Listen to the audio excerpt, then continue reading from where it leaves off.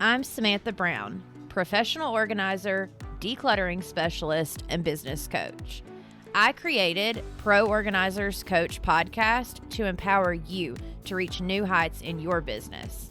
I am on a mission to build a supportive sisterhood of passionate professional organizers. So whether you're a seasoned pro or you're just getting started, this podcast is for you. Welcome back to the Pro Organizers Coach podcast and YouTube channel. Today is a conversation that I know a lot of you are going to want to take notes on. I've got Mr. Neil Shoney, and he helps people with ads, whether it's Facebook ads, Instagram ads, maybe even some Google, all the good stuff. So thank you, Neil, for being on the show. Thanks so much for having me. Really appreciate it. I'm excited. So today we are going to talk about why most service-based businesses fail with ads and the 5 ways to fix them, which I love. I'm so glad we're not just going to talk about why they failed and be like, all right, have a good day. So yeah, tell everyone a little bit about you, what you do typically, and then we'll jump into the topic. Oh, good. Well, I've been running ads myself for 13 or 14 years at this point. I've been teaching them and running them for other people for about 11 years at this point as well. And it's all been in the service-based industry. Many of those service bases being localized businesses and, perfect place for us to be talking to your audience about localized ads and what really makes those work. Because it's a little bit different from just, online coaching or consulting or whatever it may be. It's a little bit different when you have a radius that you want to work with. Yes. And I think that's where a lot of us, just as local service-based businesses, we kind of get stuck with ads and other things, is because a lot of the people we listen to that are teaching these things are teaching to content creators and people that their radius is the whole country or the whole world. And like you said, it's the local stuff that never really gets talked about because it's for a very specific niche of people. So I'm super excited to talk about that. So let's start with how we fail and where we mess up at. Oh my goodness. I mean, the amount of things that we can talk about here, and I know we're going to talk about 5 fixes, but if you want about 13, you can basically tell me when to shut up. Okay. Because with local ads, there's so many fixes to make them more efficient. I mean, the place where localized businesses get ads wrong for the most part is, number one, they make a localized ad, so it's only supposed to be for people in their local area, but it actually sounds like they're speaking to the country. So that's number one, right? One of your greatest advantages when you're running ads in a localized area is the fact that you can call out and almost shock them that you're speaking to that localized area. It should be in the first line of the ad. Maybe it should even be in the first line of the video if you're speaking, and it should be probably inside the image if there's any text on it as well. So you really want to grab attention with the localized area that you're actually targeting. So that's number one. Number two is that people give Facebook far too much permission, right? If we're talking about Facebook and Instagram here, which a lot of people are in terms of their advertising because it's a less scary place to advertise. People have hit the boost button a few times. And when Facebook says Advantage Plus is turned on, this is fantastic for you because you are going to be able to get leads at a lower cost and this, that, and the other. I always say with Facebook and Instagram, you need to look at any of these platforms a little bit like a politician. And you need to basically, anytime they say something's in your best interest, you kind of need to question it and ask, why is it in their best interest?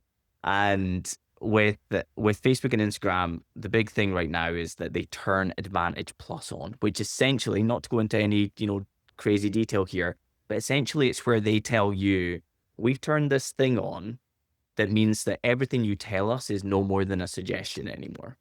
And so for localized businesses, that is tragic, because imagine if, just to say like you only work within a 25-mile radius, right? That's your catchment area and you want to run ads in that place. You can set the location as no further than that 25-mile radius. But if you don't know that there's a button that doesn't even look like a button, by the way, that says further limit the reach of my ads, if you don't know to click that and turn off use as a suggestion, Facebook can go outside of it. And so if you want your ads only to run in that 25-mile radius, you need to know that you're turning that off. And so a really, really big thing is that localized businesses think that they're running ads locally, but about 50 or 60% of their ad spend is nationwide. And they end up not getting frazzled because of their cost per lead. They get frazzled because they're like, all of these leads are coming in and they're not local. So they're not Right, my I can't people. help them. I can't Yeah. do anything with them because they yeah, and that actually probably explains so I had one of my ladies in my group coaching community. She was trying to start with Facebook ads and was kind of running them, and she had put her radius, and she's like, "I swear I put my radius," but it kept giving her people outside of the radius, and so she was having that exact problem, and she's like, "I don't understand what I'm doing wrong because I'm setting my radius." Yeah. And it's not made obvious. It's literally something that doesn't look like a button. It looks like text on a white background, but when you hover over it, it becomes a button. And even when you Oh. click it, it tries to convince you otherwise. It has a pop-up and it says, if you keep this turned on, you're more likely to get leads at a lower cost. But do you want to turn it off anyway? And you say yes. Right.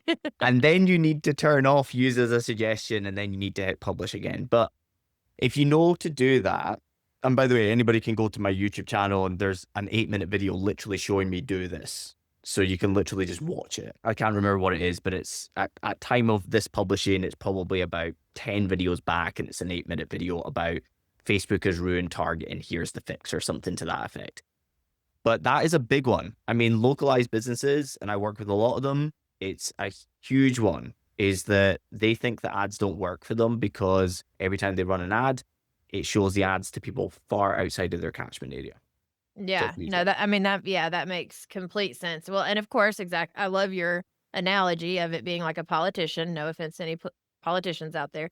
But it's like it's what you said. Like you've got to look at it and kind of know the behind the scenes of like, okay, wait, hold on, it's trying to suggest this thing to me and like the workaround for it. So I love that on your YouTube channel you're teaching those things as well. Like that's awesome that that you're showing us how, because what I've learned with a lot of people that run ads is they almost wanna, like, keep all the secrets to themselves, and I get it because that's their business, but at the same time, that's like what I do, teaching people to start an organizing business. Hmm. If I'm not sharing how to actually start the business, then I'm not helping my listeners, and of course, my courses take you step by step by step. My community supports you with your specific issue, but I've still gotta be able to teach you some stuff, and it drives me nuts with ad people. Typically, what I've seen is that they try not to, like, give too much away, and I mean, either way, they're actually gonna hire you if you are sharing the goods more so than if you're not sharing the stuff that you know. Oh, 100%. And I think this is like a really tough thing in the coaching space is everybody thinks you give away too much and nobody has anything to buy from you. But at the end of the day, the only reason why people are really buying for you is because of the close proximity to you, getting feedback along the way, things being made simpler, a higher level of certainty in getting to the result, and also Mhm. not just to get things up and running. Like in my case, the goal isn't just running Facebook ads; it's running them profitably, getting feedback and scaling them. So for like what one of the things I do with marketing is I run a monthly live masterclass, but we actually get people to create ads from scratch. It's 3 hours long. It's I it's not love it's it. it's not a presentation, but it's an amazing converter into clients because people get all their assets ready and then they're like, "That's the guy I want to work with in getting this rocking and rolling." So, no, I love that you are of the same Yeah. mindset, which is rare, rare It to come really, really across. is, yes. Yeah, so where would you say also, because 'cause I'm curious on this, where we fail when it comes to the actual ad itself and what we're putting on it? Well, with the ad itself, where most people get ads wrong, whether they're localized or not localized, is they just don't have enough variation there. So they upload one image, one piece of copy, and they hope that they got every word right. Maybe ChatGPT wrote it for them in 2026, right? So they hope that the words are perfect. They hope that the image is perfect or the video is perfect. And they're just, rolling a dice or flipping a coin, you could say, because it's either going to work or it's not going to work. However, the way that we ran ads, and this is literally from the start, 13, 14 years ago, running my first ads. I don't know if it was luck or intuition, but this is the way that I decided to run ads the first time I ran an ad. And when it was successful, I started running it for other people. And now is how I teach it, is that you should have variation in there to find winners and losers. So Mhm. you should never have a campaign out there with one ad. There should be at least 5 or 10 ads going to each audience. And there's two reasons for it. Number one, it doesn't matter how smart you are, how good a copywriter you are, there's always going to be a winner and there's always going to be a loser if you put things up against each other. So if you want to get the best result, you need to put variation out there. And the second thing is you'll be able to testify to this. I will, everybody listening will as well, is that we see ads all the time, and things interest us and we stop scrolling and we hit the see more button. We might even open the forum or go to the website, but we don't buy or we don't inquire. But the second time we see an ad, the third time we see an ad, the fourth time we see an ad, the fifth time we see an ad, we might take action at that point. If you just have one advert, Facebook and Instagram are forced to put that same advert in front of the same person over and over and over again and hope it has a drastic effect on stopping them scrolling again. Whereas when you have multiple ads, you don't just find winners and losers. You give Facebook more to work with to get that person re-engaged and back in. And so, Gotcha. It's kinda like the commercials. I think it's I don't know, one of the streaming platforms I watch. When you're watching a show on it, they show you the exact same commercial every single time. And mhm. I've quit using the streaming platform because it drives me nuts that bad because it's the exact same commercial, and they play it 5 or 6 times throughout one show. And so Yeah. you've seen the exact same commercial every time and it gets annoying, and then you like, I don't wanna know anything more about it, I don't wanna see it ever again at that point. Yeah, I know, and it's crazy to think that well, this has always been the thing with, like, large media.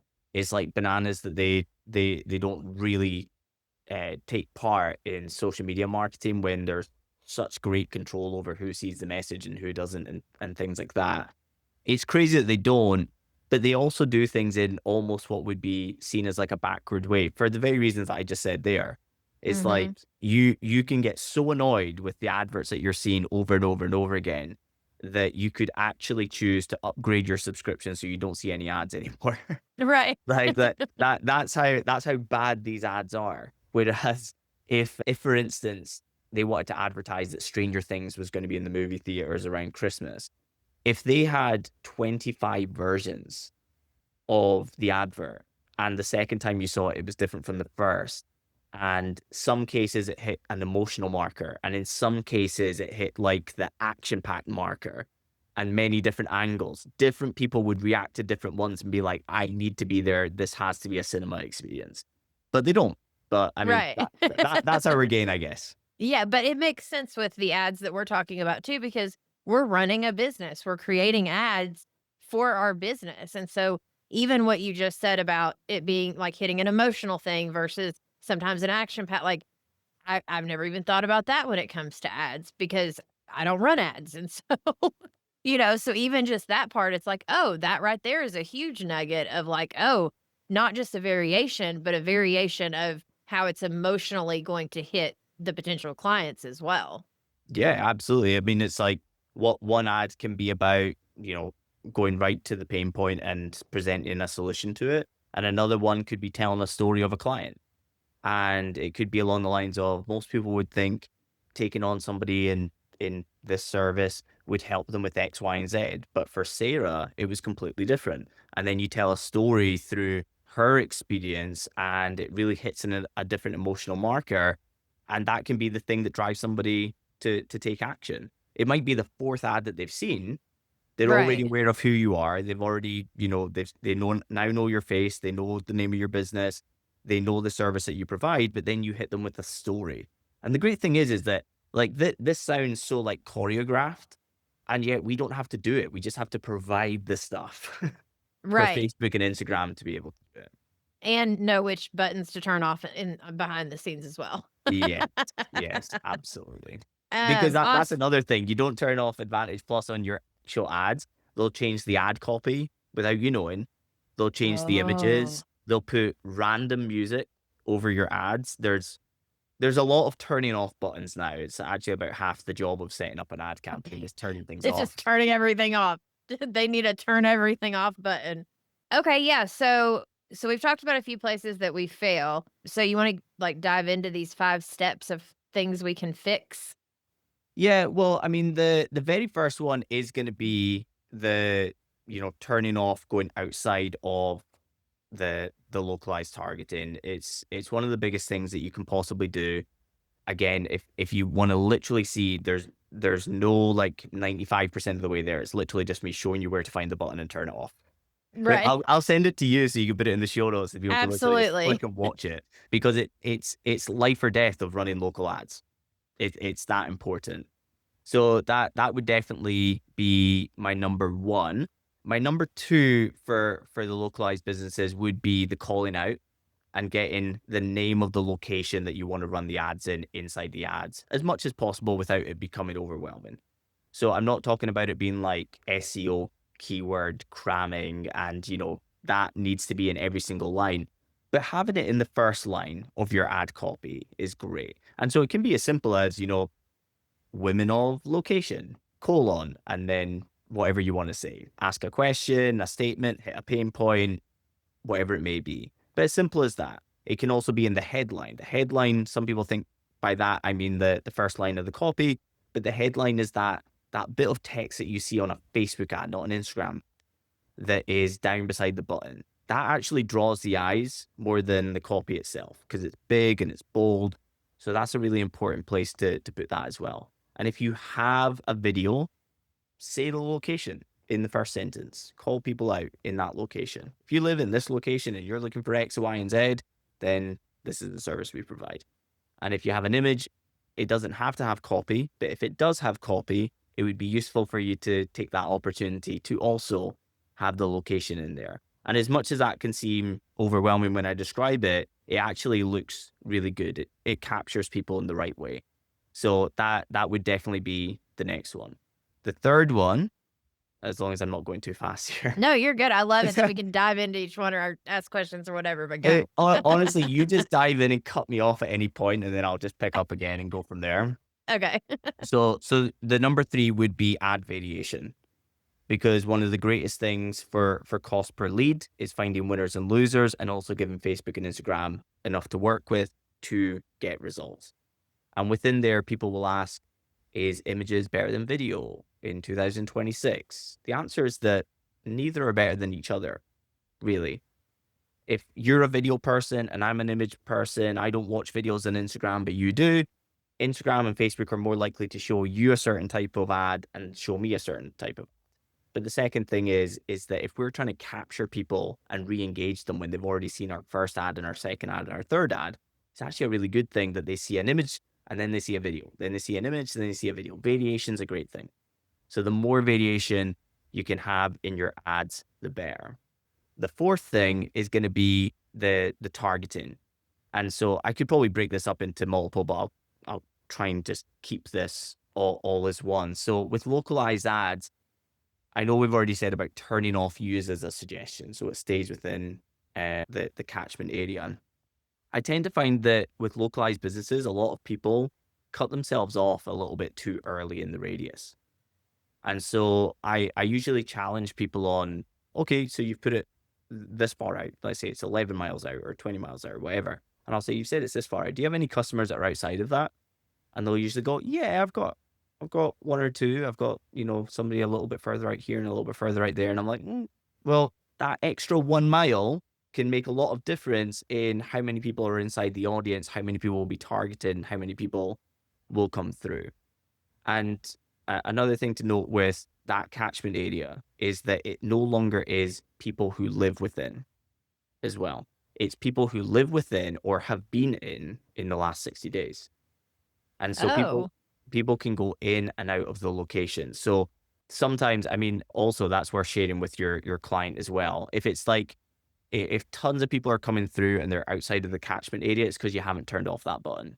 If one or two still are coming outside of the catchment area, it's purely because somebody drove through the area, got picked up Wow. on their phone, and they're now going to see your ad for a little bit of time as well.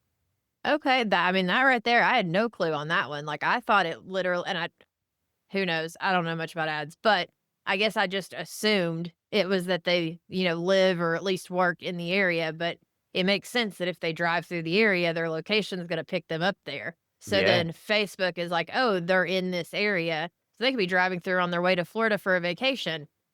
They may, yeah, so you may still get those kinda lingering ones. It doesn't mean you're doing anything wrong, it just means those people could have come through the area. yeah, 100%. And again, this is one of those ones where Facebook said it was a great thing for us because we're gonna be able to reach more people, but Uh-huh. for localized businesses, it's not great. So, Right.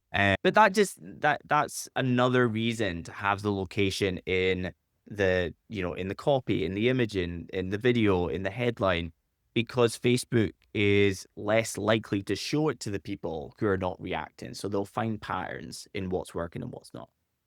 And the fifth one that I wanted to share, because this is a huge one for local businesses. You're in the type of business where you don't have to like build know, like, and trust over like 12 months. A lot of people are either in the market or they're not in the market for your service.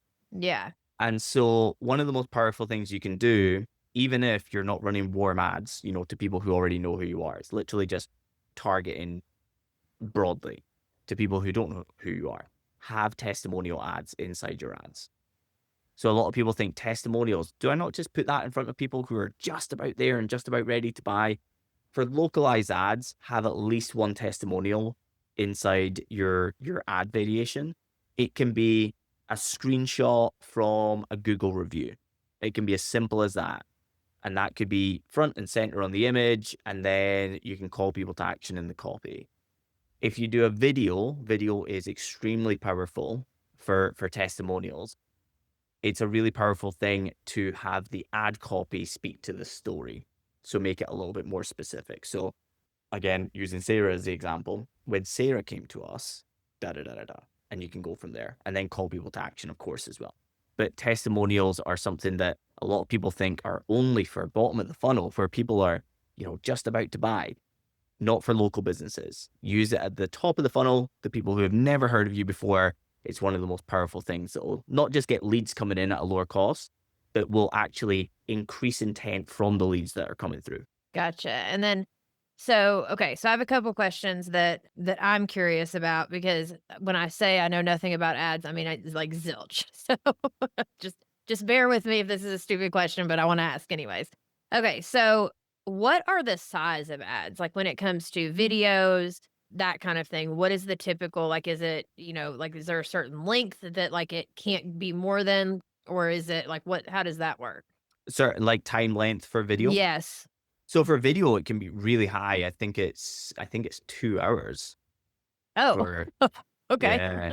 On Facebook, I think it's less on Instagram. I've never hit the threshold. But Gotcha. I've got one ad that runs, which is directly as an application or sends people to an application for my program, and it's 12 minutes long, but it's intentionally 12 minutes long. It's supposed to educate somebody more than they have from places that are not an ad, and almost shock them with what they learned from an ad. So yeah, you can have long videos in there. It's better in most cases for your videos to be sub 90 seconds, just because naturally with every second that passes, you're gonna have drop off. And so you want as many people as possible to get the entirety of your message. I'm doing something very specific there with remarketing with the long video. Gotcha. Okay, and then so where do you typically send people when you are creating these ads? Like, have you found that, like, it's better to send them to 'cause, like, for instance, and the reason so for me, what I found in my area is when I send people to my Google page, A, because it has all of my Google reviews there, and they can still get to my website from it. I've found that actually works better for me instead of just sending them straight to my website. So, have you found, like, that there's one thing that works better than the other typically for, like, service-based businesses? Well, for service-based businesses, I mean that's a great way to do it, is sending them to the Google page. If you've got all of that dialed in and you've got testimonials on there, there's nothing that's better for service-based businesses than having lots of proof. Just flat out. Absolutely. And so if you've got that all dialed in and they can see a whole bunch of proof in there and they can see a high rating and a high percentage of 5-star ratings and all of those things, Great place to send people because, like you say, it's very easy for people to navigate to your website, inquire, and go. A couple of other ways that service-based businesses do it is sending them to their website, but do not send them to your homepage, right? Unless your homepage is the only page on your website and it's where people inquire, don't send them to a homepage where there's just a whole bunch of information and a choice of 14 different things to do. Like, send them to a page that is specific to what you want them to do next. Tell them headline, subheadline, here's where register your interest or fill in an application of interest or request a callback, whatever that call to action is going to be. The alternative is that you can use a Facebook form. So this is especially good if you're at a stage where you're like, I need clients right now, but I don't have a website. I don't have any of those other things set up, but I just need people coming my way right now. Facebook forms are great because number one, the form is on Facebook, so it's already created. You just need to put in a couple of details, your privacy policy, etc., and then your form is there. As soon as they see your ad will look like anybody else's. But when they hit the button, it won't go to your website or your Google page. It'll just pop open a form with your name, email address, and phone number already filled in, which makes it super easy for people to become a lead. The downside of it is it can be a little bit lower on the quality side. So I Mhm. usually say put in a custom question or two. So just a couple of questions, check boxes, that's it. So check this box, then their details, and that usually solves the problem there. And so there's a few different ways that you can do it, but again, for localized businesses, you don't need crazy lead. I mean, like there's a time and a place for a lead magnet in a localized business, but in most cases, people are, like I said, inside or outside of the market right now. They're either looking for this solution to be solved or they're not. Right. And so you don't really want to bring people in. Well, you don't want to be spending lots of ad dollars on bringing in people that you know you're about to nurture for 18 months. You want to Right. Yeah. you want to bring through people who are literally registering interest because they need this problem solved now. Right, like, you're assuming that the person you're talking to, because like I tell everyone, and I'm sure you know this, is when you talk to one, you talk to many, when you talk to many, you talk to no one. And so Mm, the one person you're talking to is you're talking to Sarah at her actual tipping point. So not just her, but her at her tipping point of needing her problem solved. So if you yeah. think about creating the ad for her, not just for her at that specific moment in time when she's ready to actually purchase, that's who we wanna create our ad for. 100%. And when you do that, it's not just I literally said this to somebody, like one of my clients on WhatsApp, before I came on here, and he was talking about, like, running ads to people who already know who you are and how much do you like, how often do you need to change the ads and make sure you're not in front of people too often. And I was saying, but the thing is, it's not that somebody's either in the market or out of the market this month, and then they're not in the market for 11 months. People will come in and out of the market in the space of a few hours. It's like I say, if you're, you know, in the coaching space and you're doing body transformation or something like that. So somebody can get up and not be thinking at all about body transformation, and then something can happen in their day, and all of a sudden it's all they can think about. Right. And so when they saw the ad in the morning, it meant nothing to them. When they saw the ad in the afternoon, they're in the market. And so, yeah, it is absolutely perfect to be that pinpoint about Sarah, who's at the tipping point right now. And the person who doesn't react to the ad really well in the morning, not necessarily were they the wrong person. It might just be literally the wrong time of the day. Never mind that, they might come back into the market 5 days from now or 5 weeks from now. Yeah, well, and it also not only that whole thing of, like, we want to repel the people that aren't ready. So, like, that helps to do that because I don't have time to sit and just be answering questions for a bunch of people that aren't ready. Like, they Yeah. either need to be ready or they're not, and then when they are ready, hopefully, I'll be the person that then they see the ad kinda thing.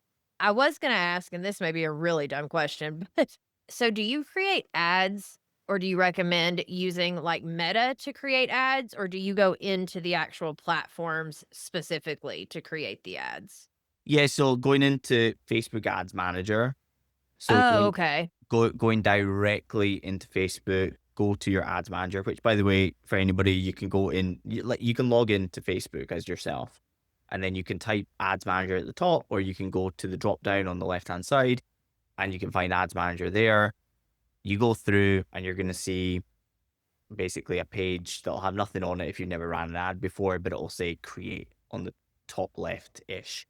And that's where you can create your first ad. So I typically create ads in there rather than doing anything with boost buttons and things like that. Boost buttons, not only are they very restrictive in terms of who will see your ads, etc., but things like Advantage Plus are typically not just turned on, but you can't turn them off when you do Ah, things like that.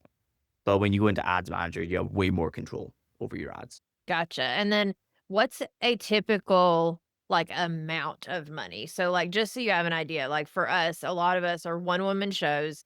We are doing the session during the day. We're doing all of it, right? And so and even just one client coming in, like if it's a whole home decluttering and organizing, we could be with them for the next month, month and a half going through their entire house. Or we could do one room and never see them again. Like it really just depends, right? But so financially, and especially for a lot of us that are just getting started, we don't have a ton of money to spend. Do you have like a gauge of a good way or an amount to maybe just kind of play with or start with or what you typically suggest? Yeah, just anywhere between $5 and $15 a day. That's it.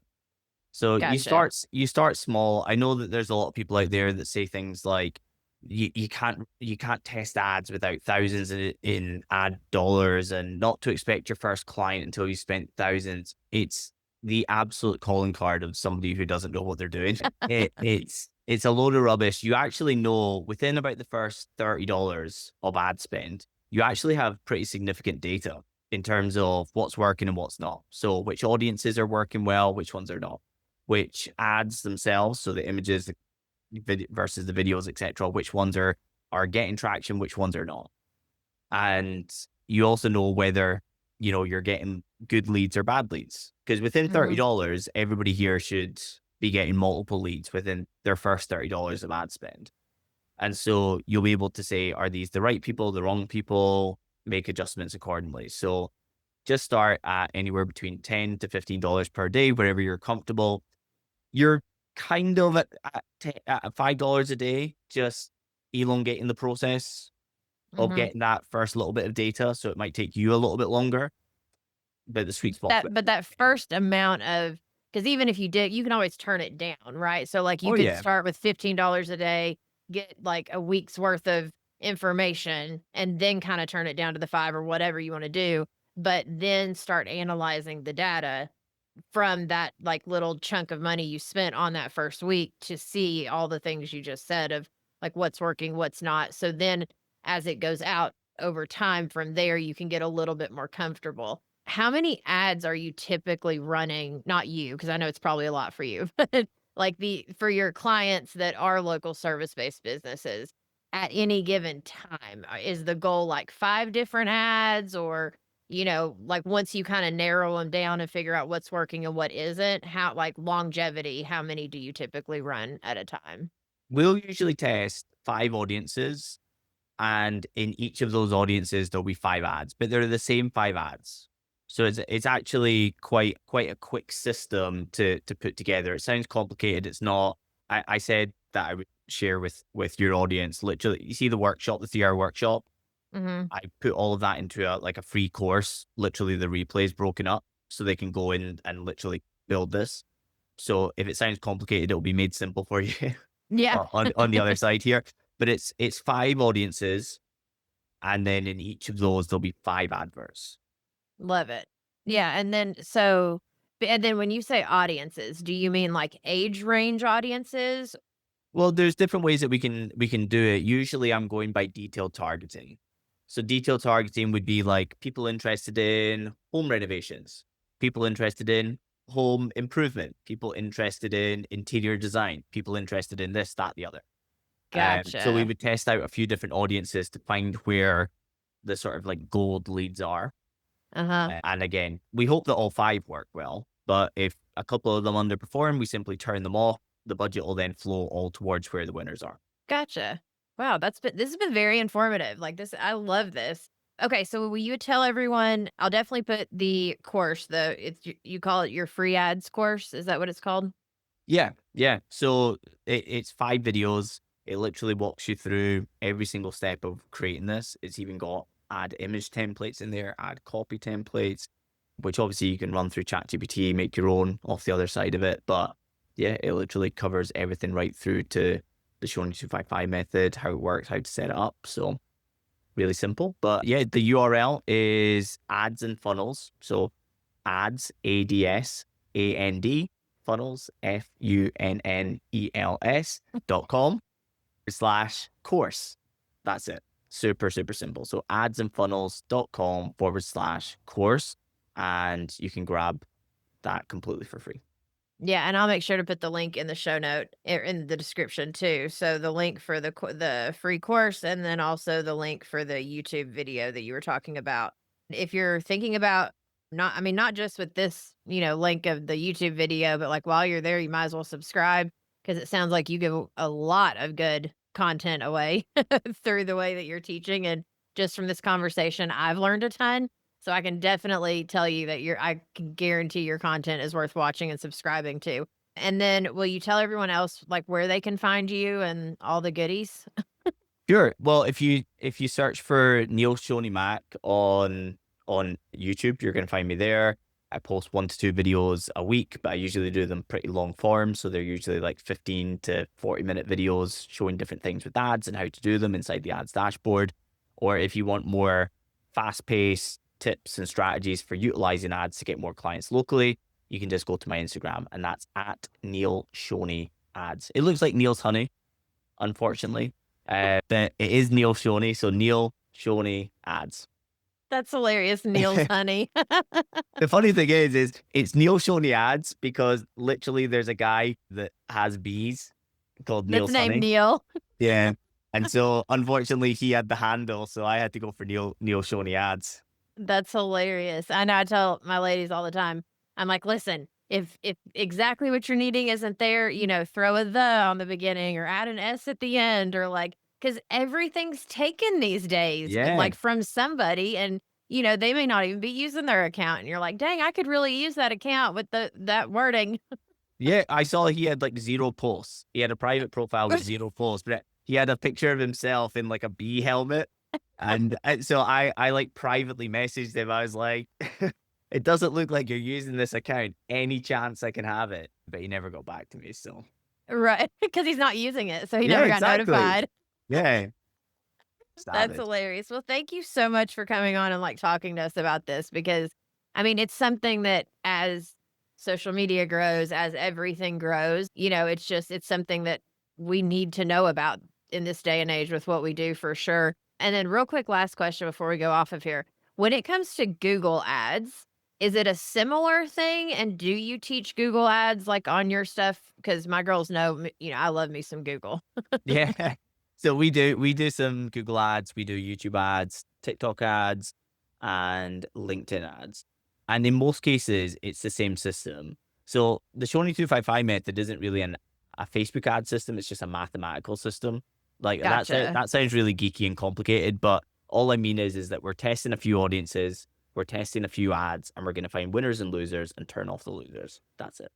Gotcha. And then last quick question. So when you are doing ads, have you found certain colors work better than other colors? Like, is it more of like the yellows and the reds that grab your attention? So it's an interesting one that you say that because I play around with really like you'll see it, and some of your listeners when they go through the course and they get the templates, they'll see that some of the Canva ads are just like a blue background, like a baby blue background or a bright red background because they totally pattern interrupt, they grab attention, simple words in the center of the text. But the interesting one is that what's working probably better than anything right now is white background with black text. So What? yeah, honestly, like I think people have gone so hard on trying to pattern interrupt through color that right now, white background, simple black text is absolutely killing.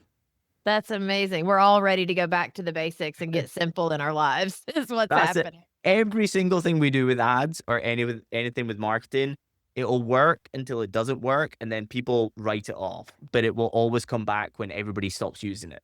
Oh, right.